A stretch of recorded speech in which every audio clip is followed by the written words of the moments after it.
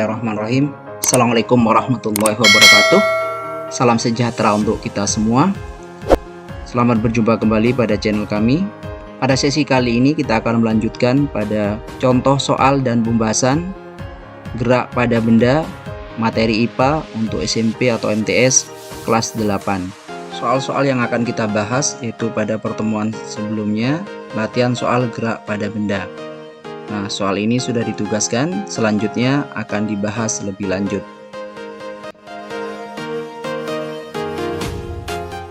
Soal nomor 1.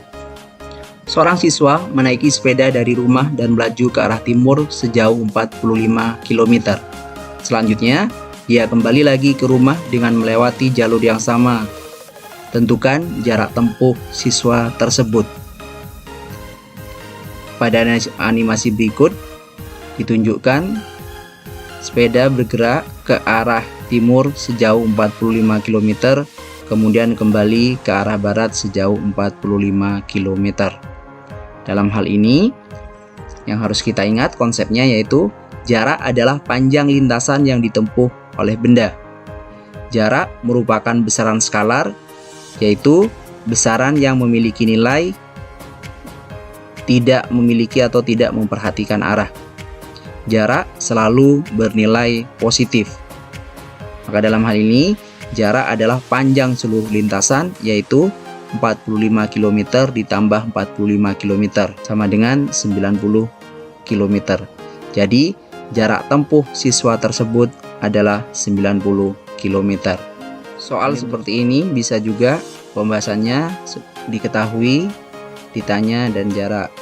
Jadi, jarak tempuh siswa tersebut sama dengan 90 km. Nomor 2. Seorang pelari berlari dengan panjang lintasan 270 meter dalam waktu 1,5 menit. Berapakah kelajuan pelari tersebut? Ingat, konsepnya adalah kelajuan sama dengan jarak dibagi waktu, atau V sama dengan S dibagi T. Dalam hal ini, jangan lupa samakan semua satuan dalam meter dan sekon. Diketahui jarak sama dengan 270 meter. Waktu sama dengan 1,5 menit. Nah, 1,5 menit sama dengan 90 sekon. Yang ditanya adalah kelajuan dalam satuan meter per sekon. Maka kelajuan adalah jarak dibagi waktu, atau dirumuskan V sama dengan S dibagi T. V sama dengan 270 dibagi 90. Sama dengan 3 meter per second. Jadi, kelajuan pelari tersebut adalah 3 meter per second. Soal nomor 3. Jika suatu benda bergerak, maka A. Kedudukan benda dan titik acuan tidak berubah. Apakah hal ini benar? Untuk jawaban A, kedudukan dan titik acuannya tidak berubah. Jadi, kalau sama-sama tidak berubah, maka sebenarnya benda tersebut tidak mengalami gerakan. Yang B, kedudukan benda berubah terhadap titik acuan. Apakah jawabannya B? Kita simpan dulu jawabannya.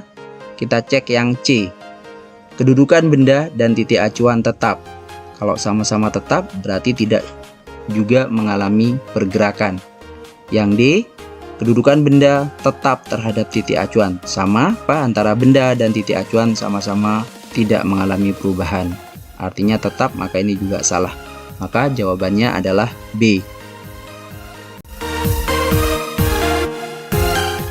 Nomor 4. Gerak bersifat relatif artinya A. Benda bergerak jika acuan diam. B. Benda yang bergerak selalu tampak bergerak. C. Benda bergerak terhadap suatu acuan tertentu, tetapi mungkin benda tersebut diam terhadap acuan lainnya. D.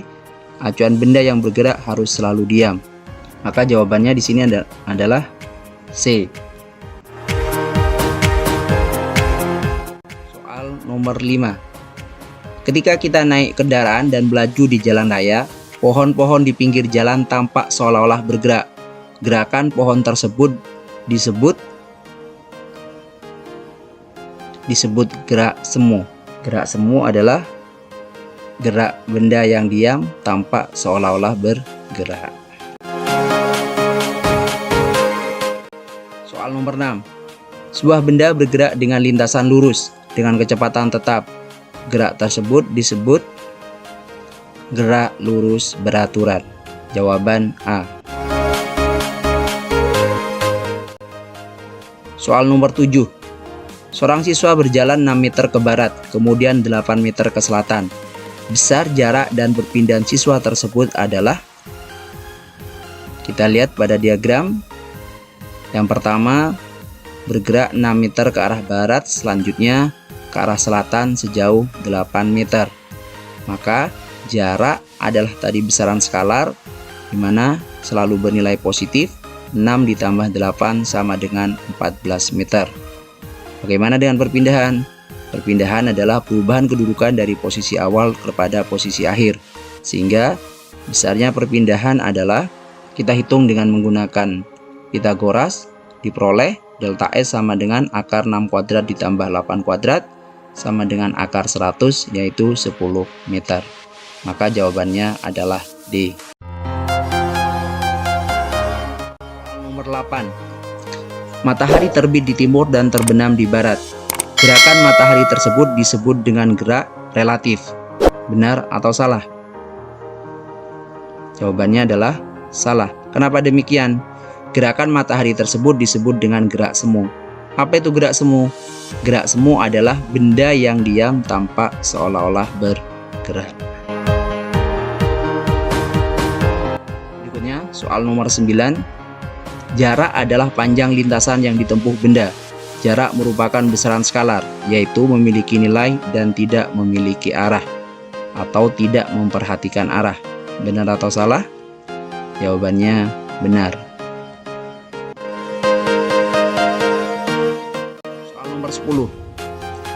GLBB adalah gerak suatu benda yang lintasannya lurus dan kecepatannya mengalami perubahan atau berubah yang sama setiap waktu, atau kecepatannya berubah tiap satuan waktu.